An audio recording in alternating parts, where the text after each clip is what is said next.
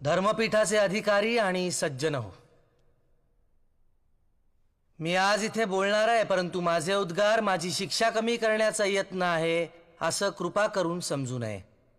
मुळात माझ्यावर झालेले आरोप हा गुन्हा आहे का हेच मला समजत नाही. वेदांचा आशय मी माझ्या काव्यातून प्रकट केला हे सत्यच आहे, परंतु तसं करण्यासाठी कुणाची परवानगी घ्यावी लागते हे मला ज्ञात नव्हतं.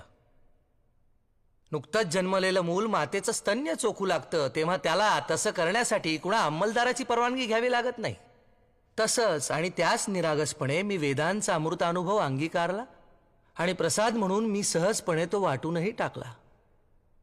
यात मी काही पाप केलं अशी माझी भावनाच नाही. वेदात उपनिषदात म्हटल्याप्रमाणे आपण सर्वजण जर एकाच ब्रह्मतत्वातून निर्माण झालेलो आहोत आणि शेवटी त्यातच विलय पावणार आहोत, तर मग हा भेदाभेद कशासाठी? अवघी एकाचीच वीण तेथे कैसे भिन्ना भिन्न. कबीर म्हणतो, ब्राह्मण वेगळा असावा असं जर ईश्वराला वाटलं असतं तर त्यानं त्याला जानवं लिहून आणि मुंडन करूनच खाली नसतं का पाठवलं? आणि मुसलमान वेगळा असावा असं जर त्याला वाटलं असतं तर त्यानं त्याला सुनता करूनच जन्माला नसतं का घातलं? कबीराचं नाव घेऊ नका.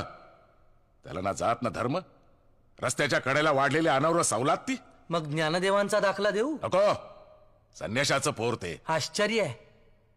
ज्ञानदेवांना आणि त्यांच्या भावंडांना बहिष्कृत न करण्याच्या बदल्यात तुम्ही त्यांच्या मातापित्यांना जलसमाधी घ्यायला लावलीत आणि तरीही त्यांच्यावरचा संन्यासाचं पोर हा बट्टा जात नाही. बर, मग पैठणचे एकनाथ महाराज नको. तुम्हाला वेद नको, अद्वैत तत्वज्ञान नको, वारकरी परंपरा नको, मग तुम्हाला हवाय तरी काय? अहो, जिथे अंधार होता तिथे दिवे लावण्याचा आम्हाला अधिकार नाही असं तुम्ही म्हणता, तर मग तुम्ही दिवे लावायचे. आम्ही काय करावं हे तुम्ही सांगू नका. ज्ञान मिळवण्याचा अधिकार प्रत्येकाला आहे.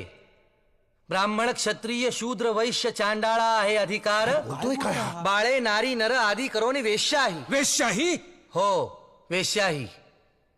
सर्वांना नामसंकीर्तन करण्याचा, परमेश्वराच्या जवळ जाण्याचा अधिकार आहेच. आणि ब्राह्मणांना शिष्य करून घेणे, त्यांच्याकडून पाया पडून घेणे? वारकरी संप्रदायात सगळेच एकमेकांच्या पाया पडतात. माऊली म्हणतात, समोरच्या माणसात असलेल्या देवत्वाला तो नमस्कार असतो. आणि मी आजवर कोणालाही शिष्य करून घेतलेलं नाही. शिष्य करणं, मठ स्थापन करणं, व्यापारी वृत्तीनं शोषण करणं ही या मंबाजी सारख्यांची कामं.